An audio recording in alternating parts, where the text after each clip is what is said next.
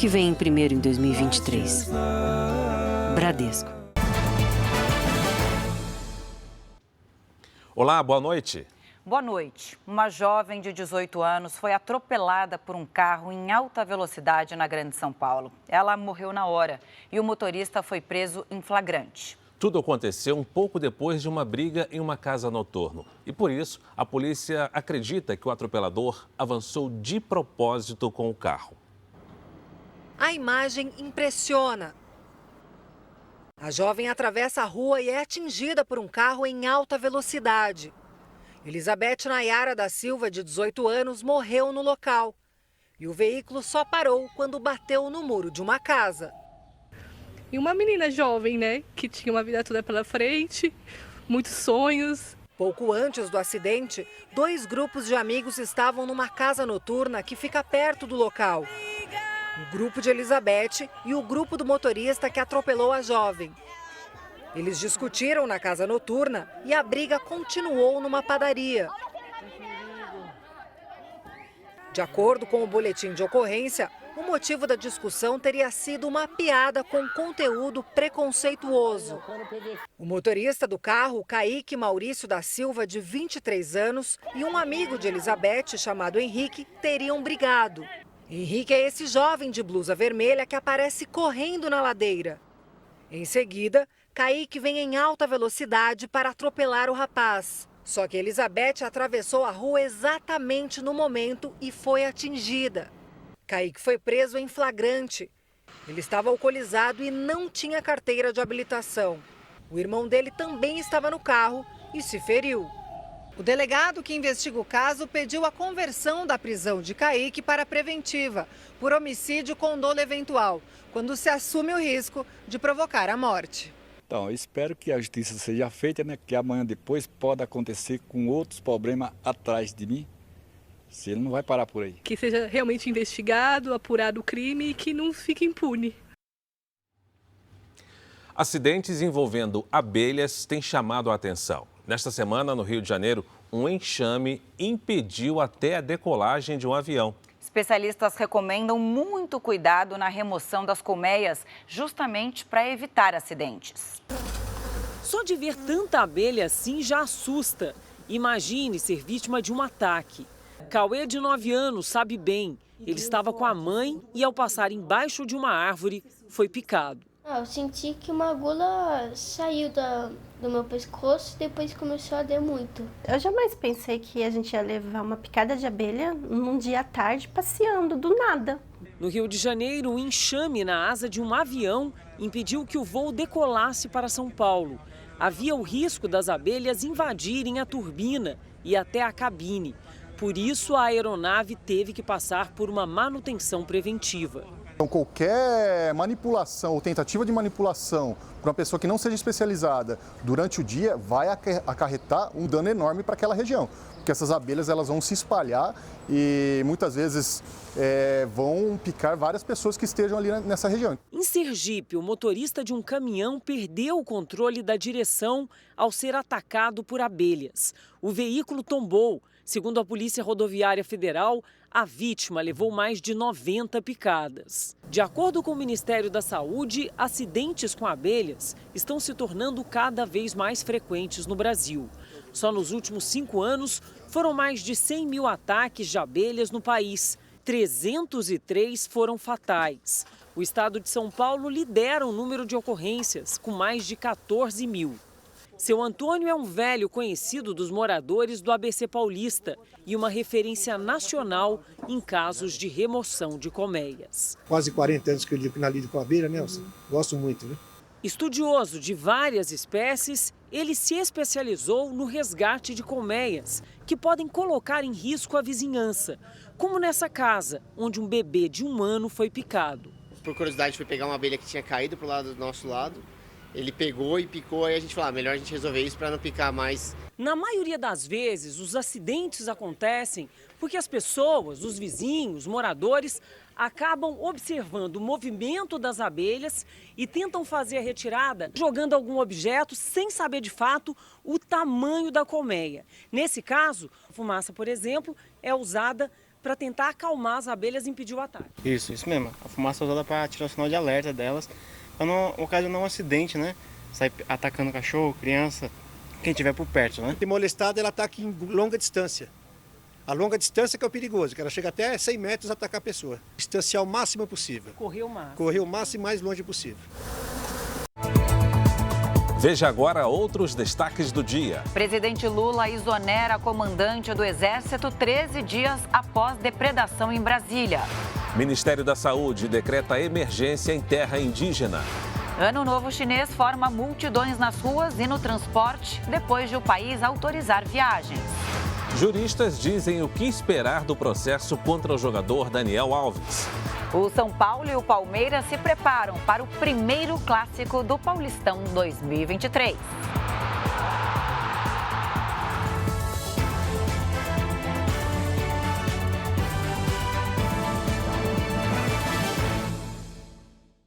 Oferecimento: cartões Bradesco, muito mais benefícios.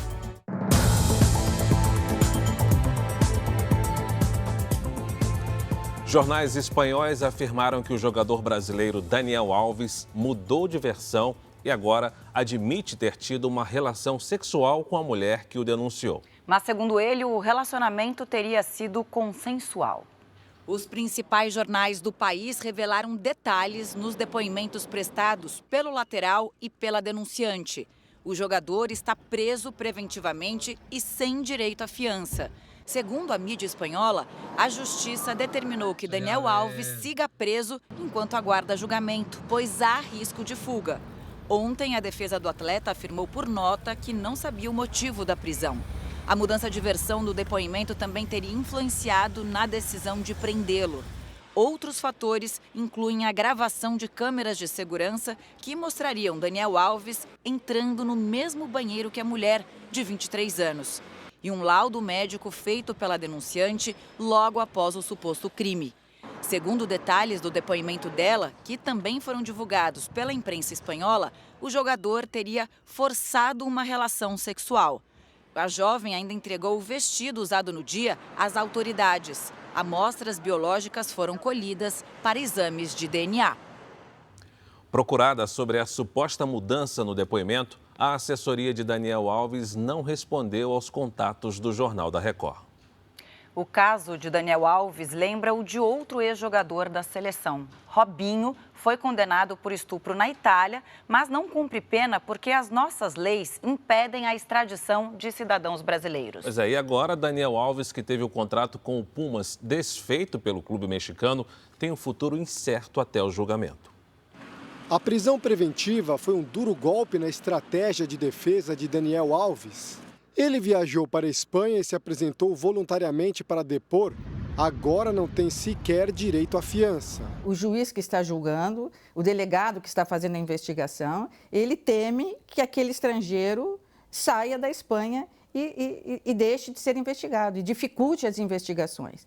Então, o fato dele ser estrangeiro pesou bastante. Os advogados concordam que ainda não é possível saber se a justiça vai manter Daniel preso até o julgamento do caso, ainda sem data para acontecer. De um lado, há uma vítima, que existe aí elementos que, no entender da magistrada, pode caracterizar indícios da prática de um crime grave, como uma violência sexual.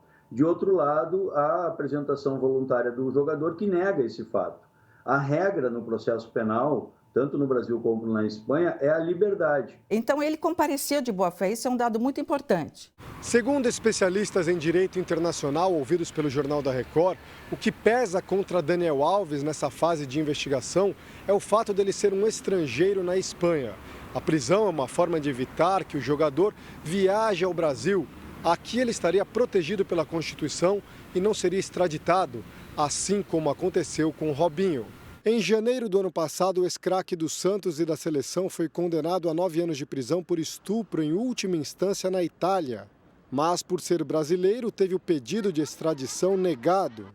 Robinho vive em liberdade em Santos. Mas essa semana, o Ministério da Justiça afirmou que Robinho pode ter que cumprir a pena aqui no Brasil. Já está no Superior Tribunal de Justiça e o Superior Tribunal de Justiça, reconhecendo a sentença italiana, vai então dar cumprimento e o Robinho então será recolhido a um presídio no Brasil.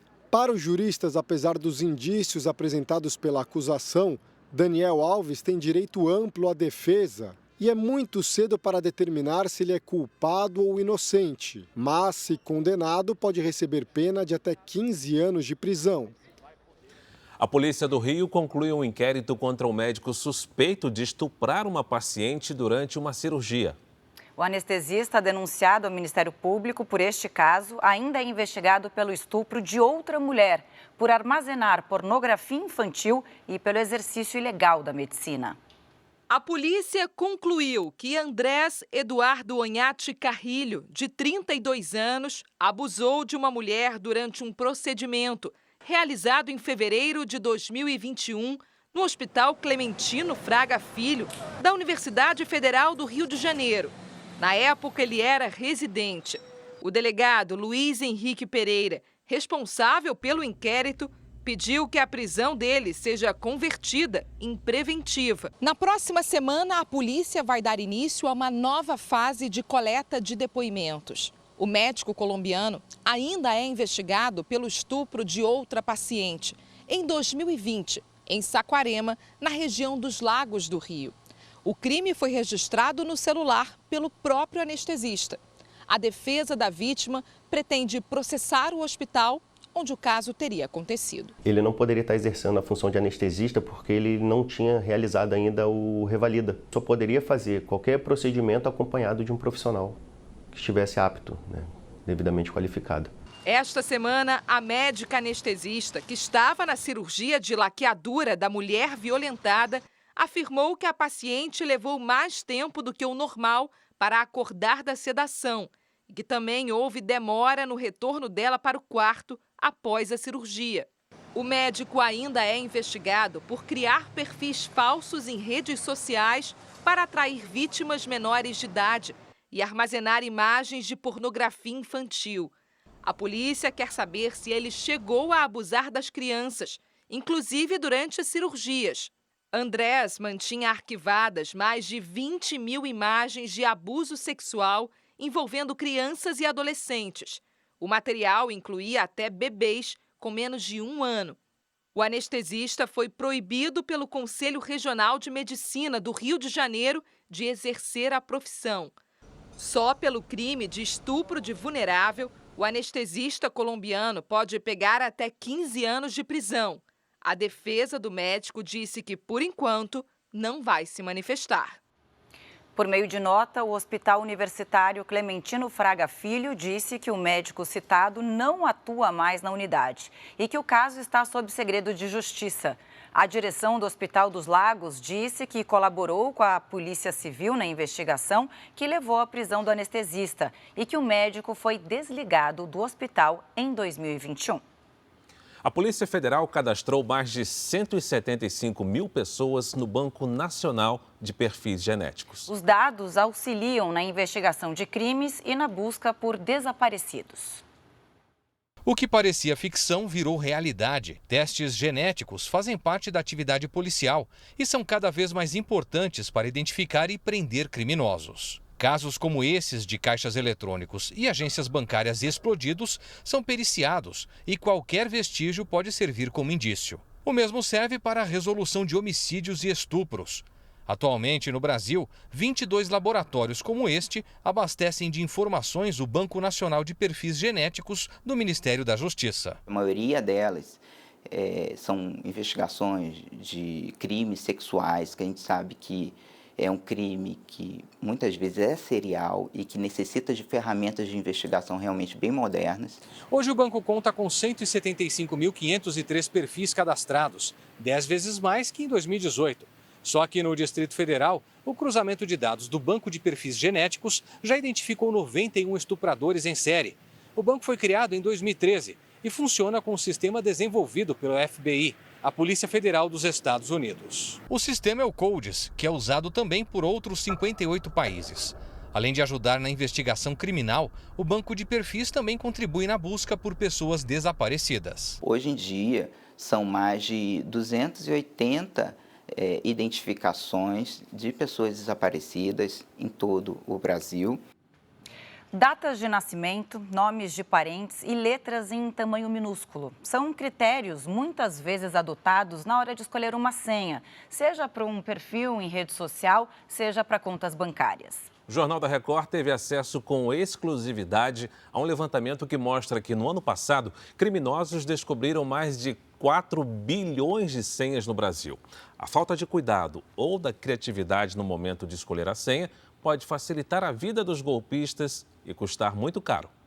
Mariana sempre se preocupou com a segurança ao acessar as redes sociais. Eu sempre tentei me precaver, né, na questão de senhas, então, assim, por mais que elas tivessem algumas similaridades, a maioria das senhas eram compostas por números, letra maiúscula, algum caractere especial, né, pra gente não correr um risco de falar senha 1, 2, 3, 4, né? Mesmo com todos os cuidados, ela teve um perfil invadido no ano passado. Os criminosos publicaram anúncios de móveis e eletrodomésticos com preços baixos. Tudo fazia parte de um golpe. Foram mais de 20 dias até que ela conseguisse recuperar a conta. Porque não é só uma questão também de você perder a conta, é uma questão de você se preocupar com as pessoas que podem cair no golpe que estão aplicando com o seu nome.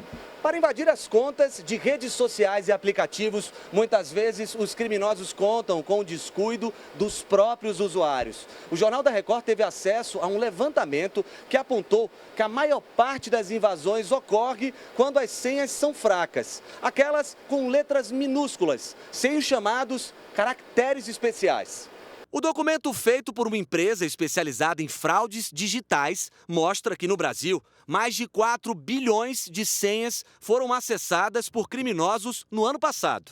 Um aumento de 300% em relação ao ano anterior. 65% das senhas descobertas eram frágeis, apenas com letras minúsculas. O número de fraudes digitais registradas passou de 193 mil. É importante tomar cuidado para não repetir a mesma senha em vários lugares. Usar uma senha para um assunto pessoal, que seja a mesma senha que você usa no seu trabalho, jamais, porque o criminoso sabe disso. E se aquela senha for vazada, ele vai tentar usar aquilo para acessar o sistema da empresa onde você trabalha e aí é onde ocorrem os grandes prejuízos.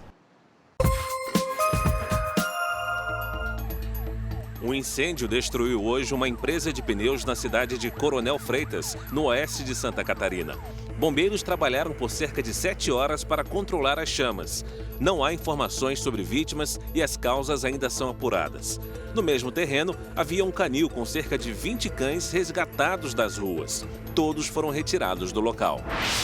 Um suspeito foi preso depois de fazer uma vítima refém por cerca de 3 horas dentro de um carro em Cariacica, no Espírito Santo.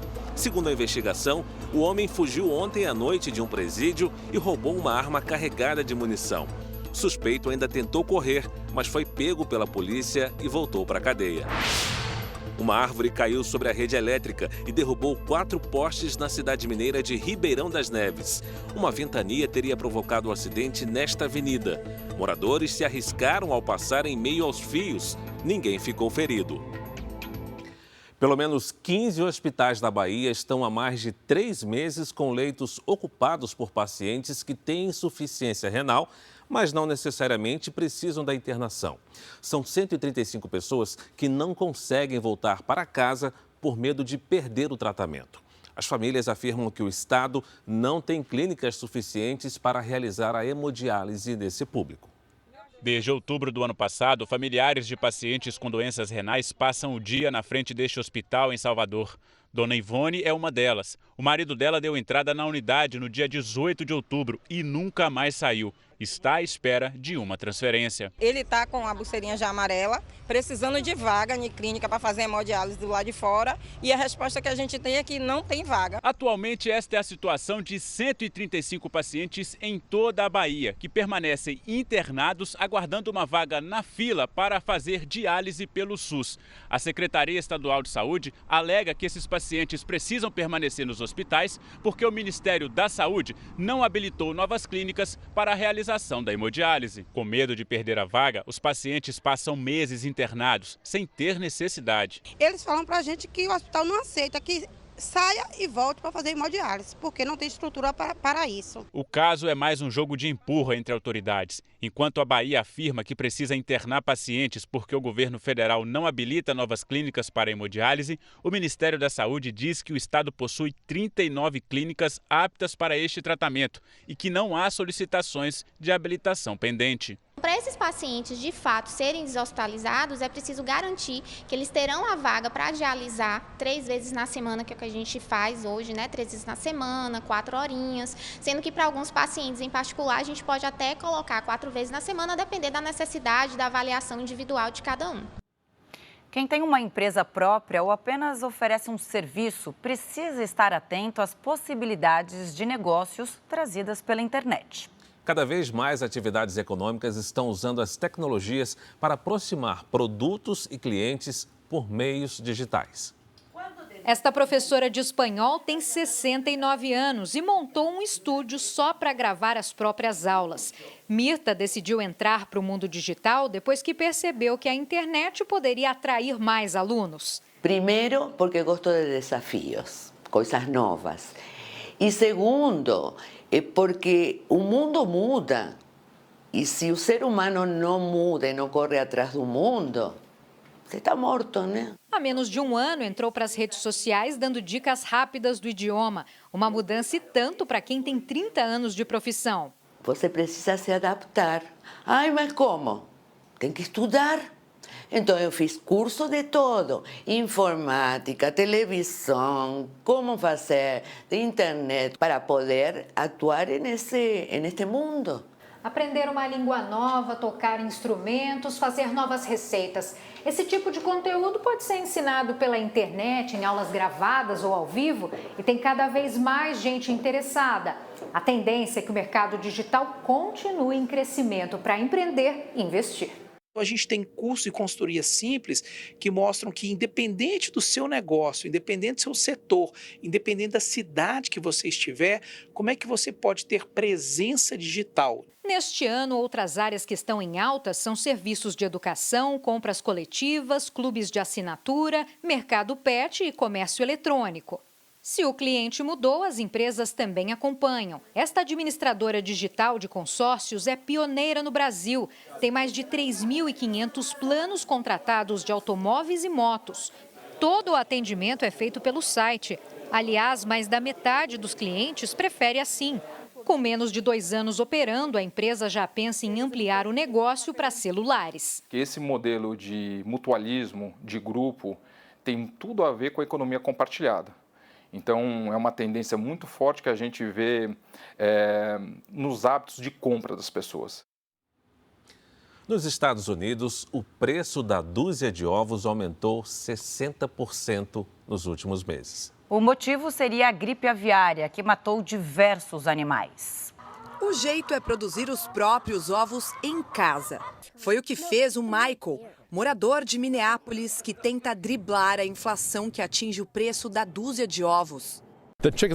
Pouca manutenção e pouco trabalho, diz.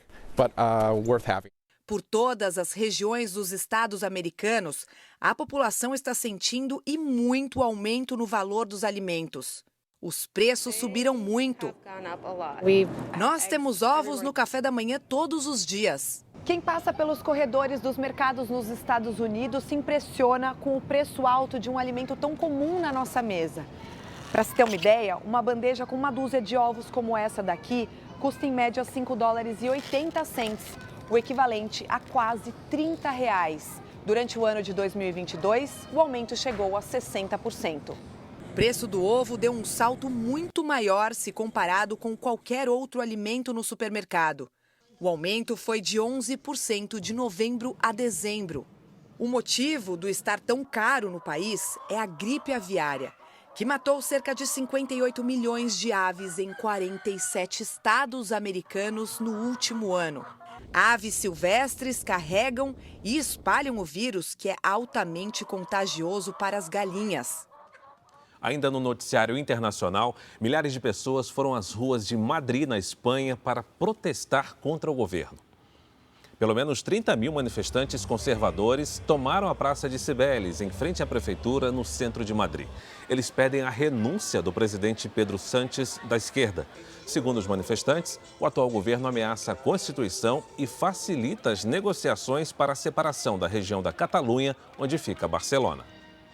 O Peru decidiu fechar por tempo indeterminado o acesso à cidade inca de Machu Picchu, devido aos protestos violentos que tomam conta do país.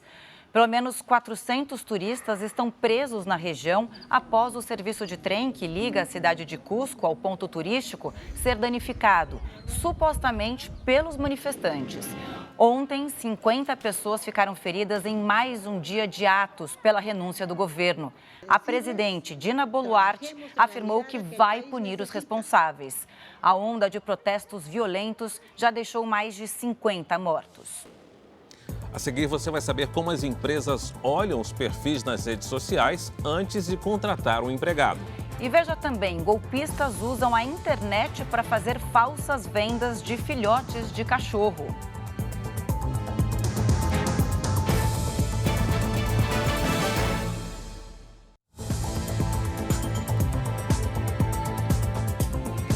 Na hora de procurar um emprego na internet, muita gente só se preocupa com o currículo, não é verdade? Só que as empresas também estão de olho no que os candidatos publicam nas redes sociais. Uma postagem ofensiva, por exemplo, pode definir quem será contratado e quem vai perder a vaga. Na rede social da Raíssa tem muitas fotos de trabalho, um perfil bem sério para uma jovem de 23 anos. Eu gosto sempre de mostrar aquilo que eu estou atuando, mas sempre com cautela, sempre ter cuidado de ver se está tudo ok. A Raíssa acaba de ser contratada para uma vaga de analista de operações neste shopping de Goiânia. Foi a Elza quem analisou o currículo e antes de tomar a decisão final, ela assume, vasculhou as redes sociais da candidata. Eu vi que ela é bastante centrada, a rede social dela não demonstra muitos assuntos de conflito e isso para a gente é um perfil adequado para a vaga. Depois da pandemia, a procura por talentos pela internet ganhou força. Especialistas em recursos humanos afirmam que as redes sociais permitem conhecer melhor o candidato, não só profissionalmente. É manter o bom senso, o mesmo bom senso que nós temos no relacionamento offline, no relacionamento presencial, que a gente sabe o que é de bom tom falar e o que não é de bom tom falar, o que vai me ajudar e o que vai me atrapalhar, eu tenho que levar essa mesma ideia para as redes sociais. Nem todos os dados sobre os candidatos podem ser acessados pelas empresas. É proibido, por exemplo, que um recrutador procure informações sobre o cadastro de proteção ao crédito e recuse uma pessoa negativada. Para quem busca emprego, é importante ficar atento aos detalhes do que posta nas redes sociais. Conteúdos ofensivos e até mesmo erros de português podem comprometer a conquista da vaga. O impacto de algo ruim que você fala ou algo desfavorável para a sua carreira que você coloca na sua rede social vai ter um impacto muito maior do que quando você fala alguma coisa que não deveria falar para 2, 3 pessoas.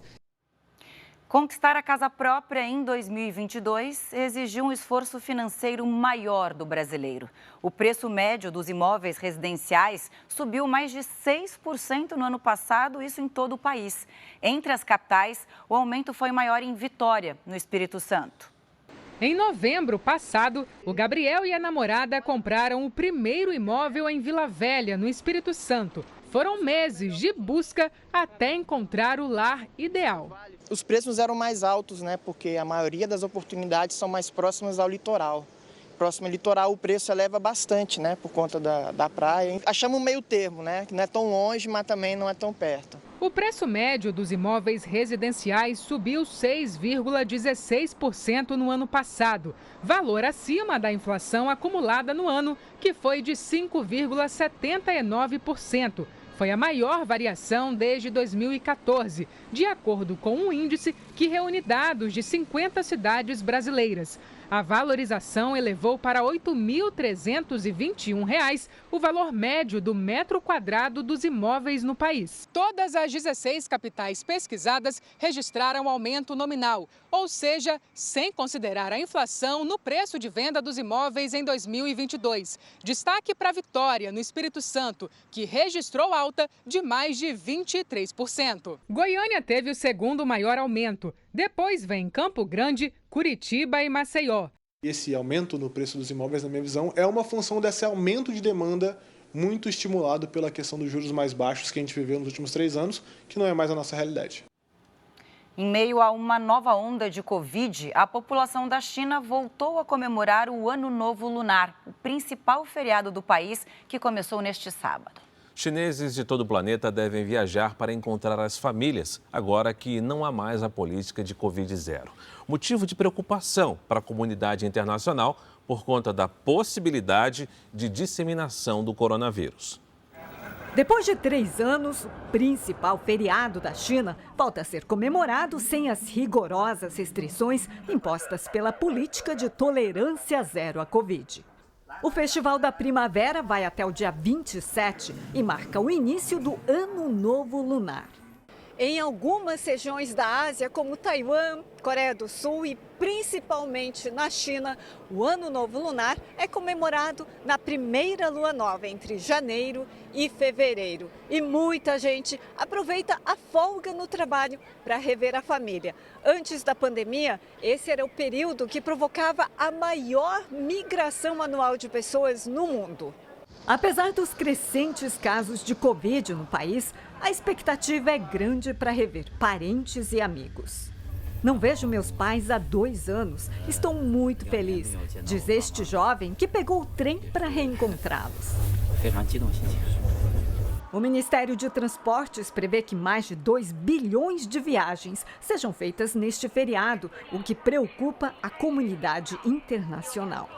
Vários países passaram a exigir testes de Covid nos aeroportos para quem chega da China. E voltaram a adotar quarentena obrigatória para os que tiverem resultado positivo para a doença. Nas vilas chinesas mais afastadas, a luta contra a Covid é angustiante dentro de hospitais e clínicas de saúde. Este homem de 71 anos diz que faltam remédios e kits para testes.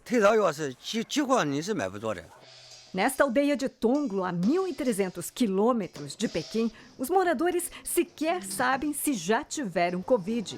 Todos dizem ter sentido sintomas de resfriado, como tosse, febre e coriza, mas não conseguiram fazer os testes.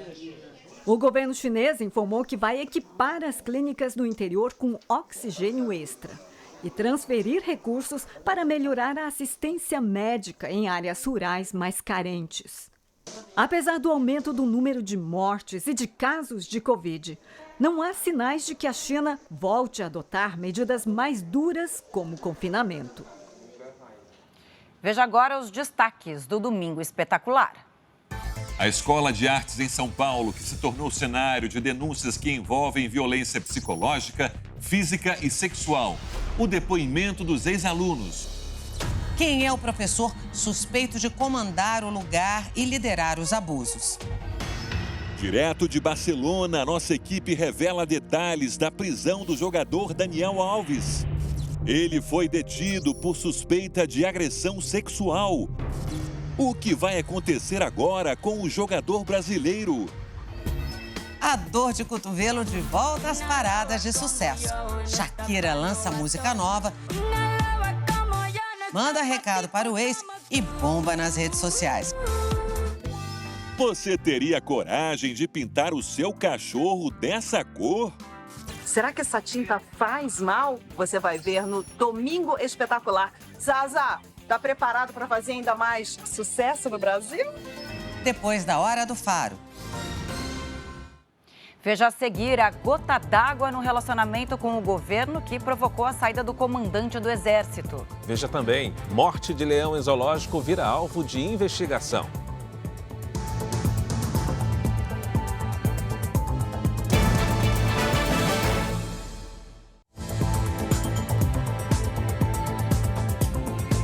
morte de um leão é investigada no interior de São Paulo. O Ministério Público foi acionado e o resultado dos exames deve sair no mês que vem. O zoológico afirma que o animal já tinha a idade bem avançada, mas veterinários e ativistas denunciam que ele sofria maus tratos. Estas imagens mostram um leão já bem magro, com dificuldade de se locomover. Nesta outra, com os ossos ainda mais expostos, dá para perceber que ele está frágil. Foi a Mirella, uma ativista da causa animal, quem gravou e publicou os vídeos na internet. Ela ficou indignada com o que viu no fim do ano passado no zoológico de Americana, no interior de São Paulo, e resolveu denunciar. Ao ver o leão, eu fiquei sem palavras, porque realmente a magreza que ele estava, eu não esperava ver ele daquela forma. Naghan morreu no dia 31 de dezembro. Esta veterinária, que também faz parte da denúncia, conseguiu na justiça o direito de acompanhar o exame de necropsia do animal e afirma que o zoológico não cuidava direito do leão. Que ele tinha problemas horríveis gastrointestinal, principalmente no fígado, que deveriam causar dores e desconforto terrível nele. Se isso era tratável, por que não foi tratado? Porque na ficha clínica dele não tem nada que ele foi tratado. O zoológico de Americana abriga 400 animais e recebe 30 mil visitantes por mês. O veterinário que cuidava do Naghan se defende das denúncias. Ele diz que jamais negou atendimento médico ao animal e que desde 2020 passou a ter cuidados especiais com o leão. A gente tinha realmente um paciente muito senil, muito idoso, sob nossos cuidados, a gente acompanhando muito intensamente ele, tá? E infelizmente o animal veio a óbito. Não houve falhas no tratamento? Não houve falhas. Priscila alega que o animal estava com várias feridas. Foi aterrorizante ver as bicheiras, né? O queixo estava todo comido, a parte do pescoço dele estava exposta. O veterinário do zoológico analisou as lesões no leão. Eram 2 lesões apenas, tá? Uma em região de pescoço, uma próxima à boca, que tinham algumas larvas. Como o animal estava ficando bem debilitado, ele também para com essa questão da higiene e realmente pode surgir algumas bicheiras, algum quadro de míase que a gente chama.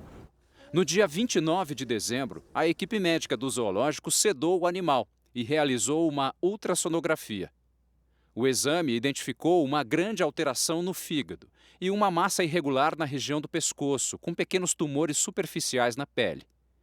O leão morreu 2 dias depois, pesando 154 quilos. Quando chegou ao zoológico, em 2015, o Naghan pesava mais de 200 quilos. Nessa época ele tinha 17 anos, como mostra essa foto aqui. Mas agora tudo ficou diferente. Mas o espaço não está vazio. Sobrou ainda a menina, que a gente consegue ver daqui, ó, a companheira do Naghan. Mas ela vai ter que viver sozinha. O que não se sabe é como a leoa vai reagir à partida do companheiro. A causa da morte só será definida após o resultado dos últimos exames feitos no corpo de Naghan. Eles devem ficar prontos em até 45 dias. A Justiça Federal do Distrito Federal ampliou o bloqueio de bens dos supostos financiadores dos atos de vandalismo de 8 de janeiro em Brasília. O pedido foi feito pela Advocacia Geral da União. O valor bloqueado agora é de 18 milhões e meio de reais, correspondente ao custo estimado para cobrir os danos causados às sedes dos 3 poderes. A AGU já havia pedido 6 milhões e meio no último dia 12, mas aumentou a quantia depois da atualização do prejuízo. 13 dias depois dos ataques na Praça dos Três Poderes, em Brasília, o presidente Lula exonerou hoje o comandante do Exército. A repórter Lívia Veiga tem mais informações ao vivo. Lívia, boa noite para você. Boa noite, Fara. Camila, boa noite a todos. A decisão foi tomada hoje à tarde, um dia depois do presidente Lula ter se reunido com o ministro da Defesa e com os comandantes das 3 Forças Armadas. A gota d'água foi a recusa do general Júlio César de Arruda em revogar a nomeação do ex-ajudante de ordens do ex-presidente Bolsonaro a um cargo de comando do Exército em Goiânia. O tenente-coronel Mauro Cid assumiria em fevereiro o 1º Batalhão de Ações e Comandos, uma unidade de operações Operações Especiais. A nomeação já havia sido publicada.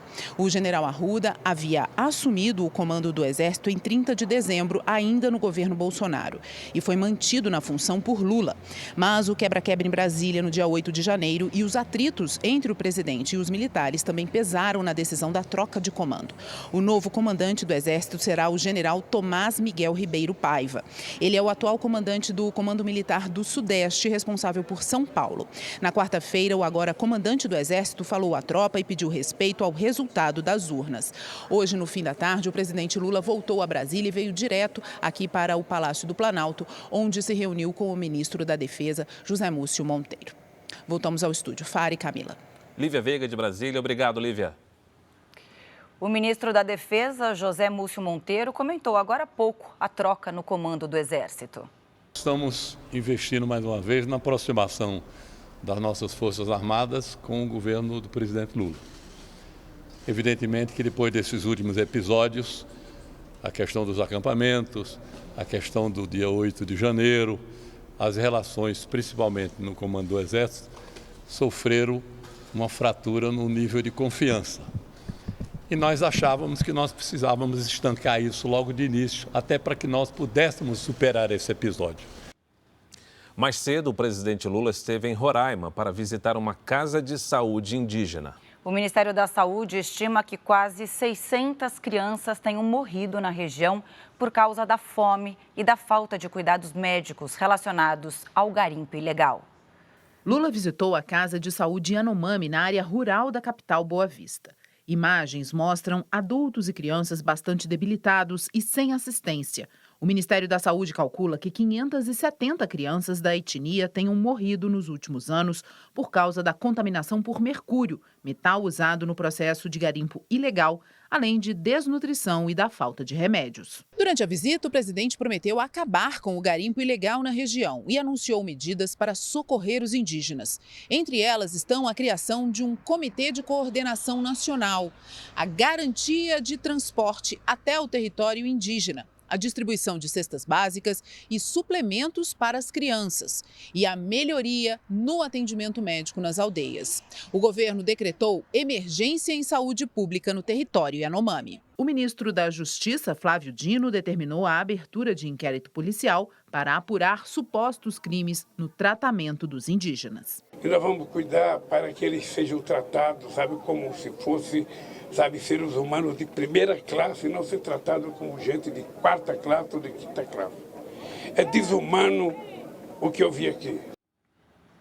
O Código de Trânsito Brasileiro completa 25 anos e, nesse período, trouxe mudanças importantes na redução de acidentes. As novas regras criaram multas para motoristas imprudentes e embriagados. E a exigência de equipamentos como a cadeirinha para crianças e capacete para motociclistas deram mais segurança nas ruas e estradas. Só que, apesar do maior rigor, o desrespeito às leis ainda é grande. Dona Elizabeth dirige há 35 anos. Ela é do tempo em que o uso do cinto de segurança não era obrigatório e hoje se sente mais segura no trânsito. O carro ficava cheio de crianças, os meninos pulando nos bancos, a gente dirigindo, 3 adultos no carro. Então era aquela farra, não tinha nada de cinto, não tinha nada de cadeirinha. Já o Lucas tirou a carteira de habilitação há 3 anos e não consegue entender por que tantos motoristas ainda se arriscam nas ruas.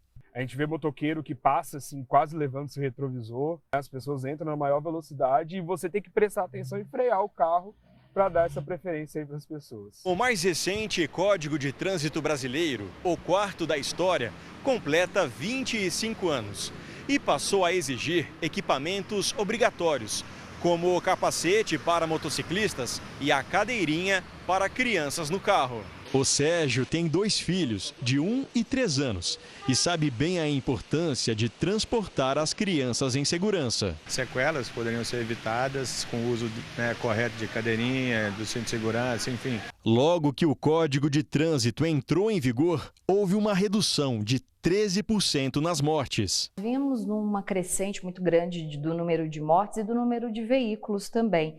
E isso gerou uma comoção e uma necessidade de criar uma regra, uma lei que estabelecesse normas de circulação e conduta, de respeito. Em 2008, foi criada a Lei Seca, para diminuir o número de motoristas que insistem em beber antes de dirigir. Apesar dos avanços, ainda há um longo caminho para chegar a um trânsito seguro. Reforçar as ações de fiscalização, da engenharia e de educação, porque essas três em conjunto é que vão fazer com que a gente consiga reduzir o número de mortes, que ainda no Brasil é muito grande. Golpistas usam a internet para fazer falsas vendas de filhotes de cachorro. Os verdadeiros donos de canis dizem também que são prejudicados pelos criminosos que exibem imagens reais dos cães para convencer as vítimas. Era para ser um presente de Natal. Os irmãos Alex e Ana Paula encontraram um anúncio na internet de um canil que vendia um filhote da raça Spitz alemão por R$4.000. Quem fez o contato com a dona do canil foi a Ana. Ela, em nenhum momento, desconfiou que se tratava de um golpe. Uma amiga minha postou, né, que tinha uma amiga em comum com ela, que estudava com ela, que estava vendendo os cachorros. Precinho barato, para eliminar a promoção de Natal, né? Ana e o irmão deram um sinal de R$1.600 por 2 filhotes. Aí ela falou assim, os cachorros foi apreendido. Teria como eu te entregar ele na quarta-feira? Ou você prefere o Pix de volta? Eu falei, então eu prefiro o Pix de volta. Falei com meu marido, né? Aí pedi o Pix. Aí desse dia em diante, ela fica só enrolando. A entrega deveria ter sido na véspera do Natal, mas até hoje nada. Os dois reclamaram com a suposta dona do canil, que a cada ligação apresentava uma desculpa. Depois que denunciaram o golpe nas redes sociais, a dona passou a fazer ameaças. A gente fica ameaçado, porque a gente não sabe com o que a gente está lidando. Muitas vezes, os golpistas criam páginas que copiam profissionais respeitados no mercado. O Leandro é dono de um canil fundado pelos pais há 39 anos em Mogi das Cruzes, no interior de São Paulo. Nos últimos meses, o nome dele vem aparecendo em falsos anúncios na internet, oferecendo cães de raça pela metade do preço. Você se sente usado, porque é aquela situação assim, eu sei o quanto eu trabalho e o quanto eu trabalhei para chegar até aqui. Não é uma coisa que simplesmente, eu comprei um casal de cachorro e inventei de ter ninhadas de cães. É a minha vida de trabalho. Muita gente acabou entrando com ações contra o Leandro, sem perceber que ele também é uma vítima do esquema. As autoridades pedem cautela ao comprar um cachorro pela internet. Desconfiar sempre do preço oferecido e ainda pesquisar o histórico do canil. Normalmente, um cão de raça não é barato. Tem um preço médio aplicado no mercado. Normalmente, esses criminosos, o que eles fazem? Eles colocam um preço normalmente 50% mais barato para que as pessoas ficam iludidas, né, achando que estão fazendo um bom negócio para adquirir esse cachorro. Um cachorro virou passageiro frequente deste ônibus em Campina Grande, na Paraíba. Todos os dias, ele embarca no mesmo ponto e fica sempre ao lado do motorista. O animal ganhou o apelido de 077, nome da linha de ônibus. Como não tem dono, o cachorro fica solto pela cidade. E quando volta ao ônibus, recebe carinho do motorista, que também dá lanches, e leva o cão ao veterinário. A cidade de Londres, capital da Inglaterra, encontrou uma solução curiosa e criativa para combater um terrível mau hábito. Pois é, agora quem insistir em urinar em locais públicos pode ter uma surpresa. A novidade foi implantada no famoso bairro de Soho, uma região que concentra um pouco de tudo em Londres. Lojas de grifes, teatros, restaurantes e uma vida noturna bem agitada.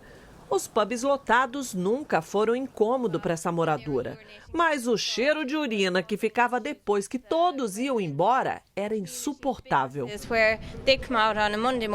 Para resolver o problema, a prefeitura londrina adotou uma solução inusitada: devolver a falta de educação com uma surpresa. E passou a aplicar um spray nas paredes que ficou conhecido como tinta anti-urina. O produto cria um repelente à água e outros líquidos. Assim, espirra de volta e atinge quem decide fazer a necessidade em público. Você consegue ver a diferença. Aqui está completamente seco e ali, claro, molhado, mostra a vereadora Aisha Less. As placas alertam os desavisados. Essa aqui Além de lembrar que o muro não é banheiro, avisa que a área tem pintura anti-xixi. E mais, oferece uma ajudinha para evitar qualquer desculpa. Em um clique é possível encontrar o banheiro público mais próximo. Basta ler os códigos das placas com o celular que os endereços aparecem conforme a localização da pessoa. Além de se molhar, os mal educados também correm o risco de levar uma multa que pode passar de R$ 3.200. Dinheiro que é usado pela prefeitura para cobrir os custos com a limpeza, equivalente a R$ 6 milhões por ano. A França também enfrenta o mesmo problema e encontrou uma alternativa ecológica e, ao mesmo tempo, polêmica. A Prefeitura de Paris espalhou mictórios a céu aberto, onde a urina é usada para regar as plantas. Em Amsterdã, na Holanda, algo parecido também foi adotado. A urina acumulada nos reservatórios é usada como fertilizante. Uma forma de acabar com a sujeira nas ruas e ainda ajudar o meio ambiente. O mal de Parkinson atinge cerca de 1% da população mundial idosa. E uma das maiores dificuldades de quem tem a doença é realizar tarefas antes consideradas simples, como a alimentação.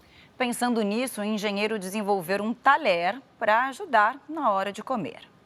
Seu Juraci tem 83 anos, mas é muito ativo.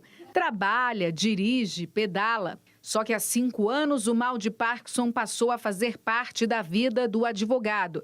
E ele começou a ter algumas limitações. A princípio me atrapalhou em assinar documentos, cheques, essas coisas. Quando eu tomo um cafezinho, que é uma xícarazinha pequena, eu tive muita dificuldade. Chegava a cair por cima da camisa. Segundo a Organização Mundial da Saúde, aproximadamente 1% da população mundial acima de 65 anos sofre de mal de Parkinson. No Brasil, estima-se que pelo menos 250 mil pessoas tenham a doença. O Parkinson não tem cura e é uma doença progressiva. Ocorre uma diminuição de uma substância chamada dopamina no cérebro, que prejudica toda a mobilidade. Então, tanto do paciente ter um equilíbrio bom, facilita a queda, e tem o tremor, que isso pode trazer um grande prejuízo na sua alimentação. Levar uma xícara ou uma colher à boca é uma atividade simples, mas que passa a ser desafiadora com a doença. Pensando em pessoas nessas condições, o Davi, que recém se formou em engenharia elétrica, desenvolveu uma colher que busca regular o movimento, permitindo que a comida se mantenha no talher mesmo durante o balanço. A colher ela apresenta motores, servomotores, para ser mais específico, um microcontrolador e um giroscópio.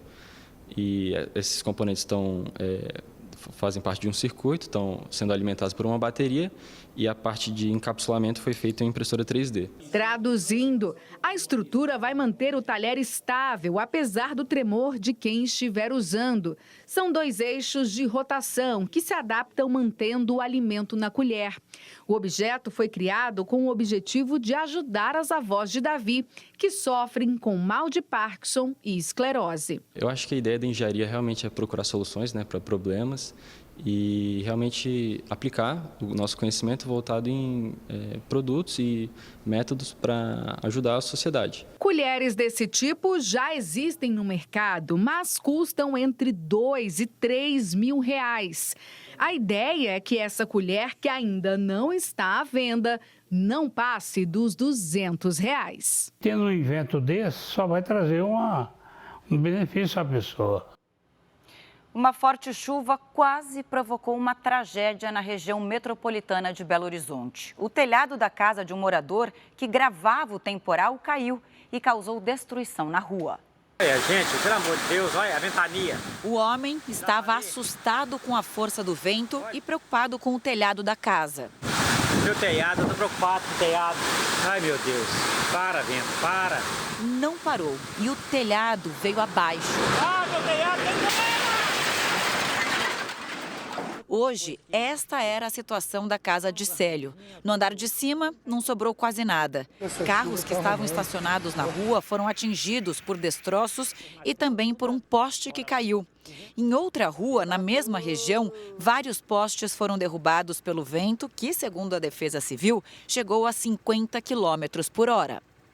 Com um mês de janeiro tão chuvoso, das 5 regiões do país, 4 registraram queda no número de queimadas, isso em comparação com o ano passado. Apenas o Nordeste superou os índices de 2022. A Paloma Poeta está aqui com a gente hoje. Boa noite, Paloma. Tem chuva prevista para a região nos próximos dias? Tem sim, mas deve ser chuva isolada, Camila. Boa noite a você, Alfara. Boa noite a você de casa. As imagens de satélite mostram uma grande quantidade de nuvens sobre a metade norte do país. Só que nem todas são nuvens de chuva, apenas as mais vermelhas é que podem provocar pancadas. A passagem de uma frente fria provoca chuva mais intensa no sul. E por causa do calorão dos últimos dias, há risco de temporais na região. Entre o sudeste e o norte, o sol aparece na maior parte do dia, com pancadas de chuva à tarde. Atenção para o Rio de Janeiro, o sul de Minas e o Vale do Paraíba em São Paulo. Há risco de transtornos com ventanias. Em Florianópolis e em Belém, máxima de 32 graus. No Rio de Janeiro e em Porto Velho, faz 33. Em Goiânia, 31. E em João Pessoa, 30 graus. E essas capitais que aparecem aqui no nosso telão devem ter calor, sol e chuva amanhã. Em Curitiba, tempo abafado e chove à tarde. Em Salvador, muito sol e pouca chuva, que é para refrescar nesse calor de 30 graus. Em Palmas, chuva a qualquer hora e máxima de 32 graus. E em São Paulo, a temperatura sobe, chegando a 31, com chuva isolada à tarde. Começamos então o Tempo Delivery de hoje para Taniele de Porto Esperidião, em Mato Grosso. Claro, vamos para lá então, Fara. Oi, Taniele, o sol e o calorão devem predominar. Se chover, será à tarde, em locais isolados. Nesse domingo faz até 33 graus, na segunda e na terça a máxima é de 31. A Antônia de Macapá, no Amapá, também participa do Delivery, Paloma. Vamos para lá também então, Fara. Oi, Antônia, por aí o tempo deve seguir abafado. E atenção, viu, para a possibilidade de chuva forte a qualquer hora. Amanhã a máxima é de 28, na segunda e na terça chega a 27 graus. Participe você também do nosso Tempo Delivery. É só mandar o seu pedido pelas redes sociais com a hashtag #VocêNoJR. Camila, Fara, um ótimo domingo para vocês e até a próxima. Boa noite, até a próxima. Valeu, Paloma. O governador de São Paulo visitou hoje cidades afetadas pela chuva forte na região de Campinas, no interior do estado. Tarcísio de Freitas, do Republicanos, visitou os municípios afetados, vistoriou pontes destruídas pelas últimas tempestades e foi a uma escola que funciona como um abrigo temporário para acolher as vítimas. Ele disse que vai atuar na recuperação imediata dos estragos. Agora é ajuda humanitária, verificar a situação das pessoas que ficaram desalojadas, tiveram que sair das suas residências por estarem em área de risco. Na quinta e na sexta-feira, carros foram arrastados, imóveis ficaram alagados e ruas foram destruídas na região. No interior de São Paulo, os produtores de cana acreditam que o período de chuvas fortes pode baratear o preço do etanol. Cana verdinha, em crescimento, promessa de boa safra. A plantação fica em Sertãozinho, interior de São Paulo, onde a usina espera produzir 700 mil toneladas, 10% a mais que no ano passado. E o motivo desse aumento é a chuva. Indica que será um ano de boa produtividade, né?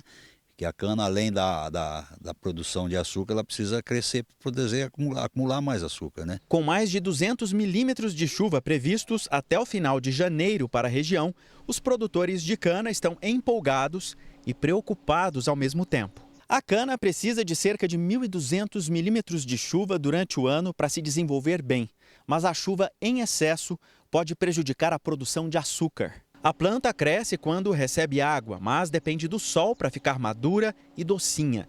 Isso significa que, se chover demais, sem luz suficiente, será preciso moer mais cana para manter a quantidade de açúcar. Para o consumidor, o cenário pode se tornar favorável se o tempo nos próximos meses ficar mais equilibrado. Nos postos de combustíveis, o preço do etanol segue estável. Com o início da safra, previsto para abril, a tendência é de queda. A gente não pode esquecer que o etanol ele é transportado com veículos a diesel. Como os impostos vão voltar, a gente deve ter também um impacto, né, no custo do etanol por conta da logística, do frete.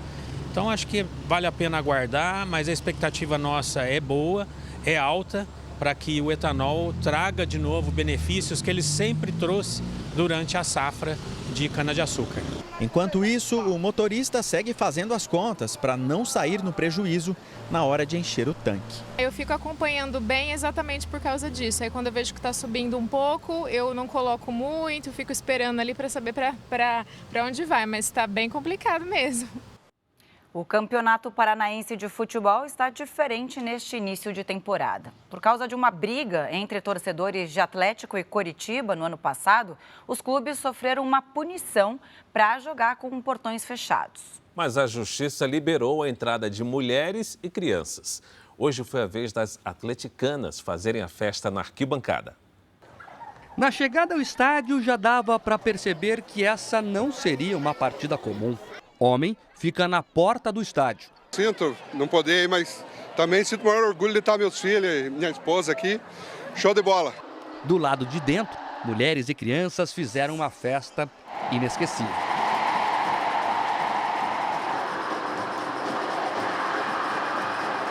Na semana passada, a torcida do Coritiba viralizou.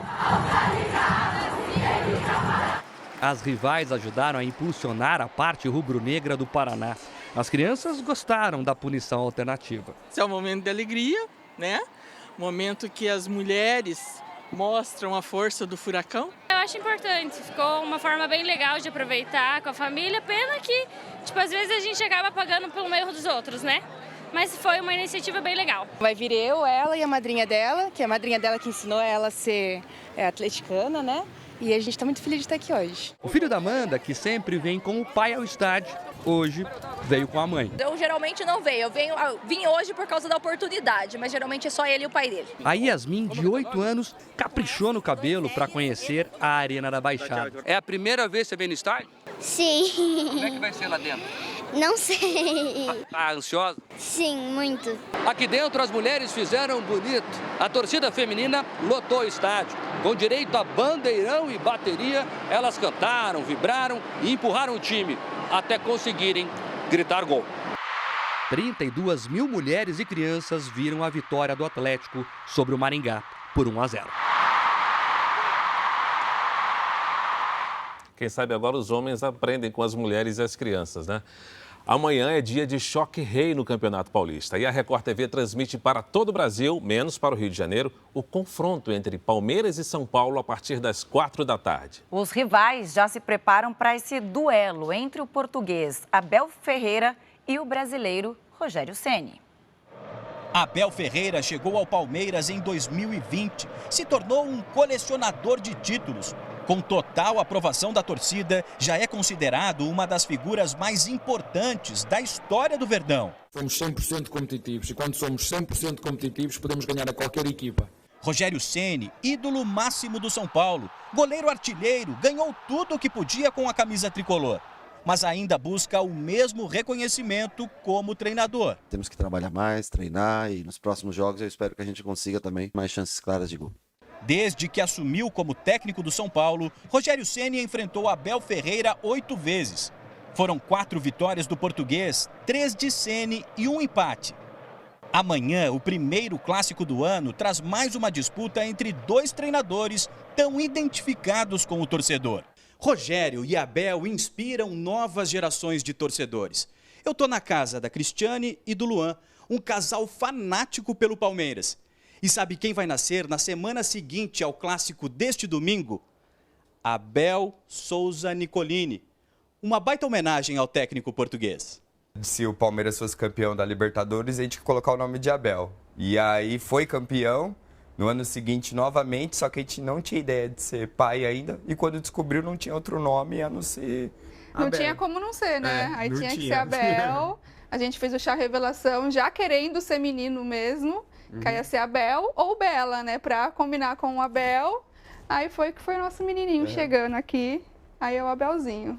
Mas tem gente que vai um pouco mais adiante nesta paixão e coloca nome e sobrenome de técnico nos filhos. Abel Ferreira aparece em 7 registros no Brasil. Rogério Ceni em 75.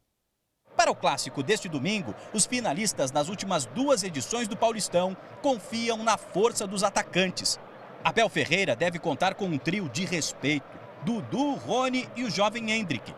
No São Paulo, David é a esperança de gols. Ele foi apresentado oficialmente hoje à tarde, 2 dias depois de estrear contra a Ferroviária, quando já fez a rede balançar na vitória tricolor. Amanhã, na verdade, já tem mais um jogo muito importante, então a gente sabe da dificuldade que vai ser, mas nosso time tem bastante qualidade e temos tudo para fazer um bom jogo. Anote aí, neste domingo, às 4 da tarde, tem Palmeiras e São Paulo, ao vivo para todo o Brasil, menos o Rio de Janeiro. É o primeiro clássico do Paulistão 2023 e você vai ver na tela da Record TV. Então você já sabe, não perca, amanhã.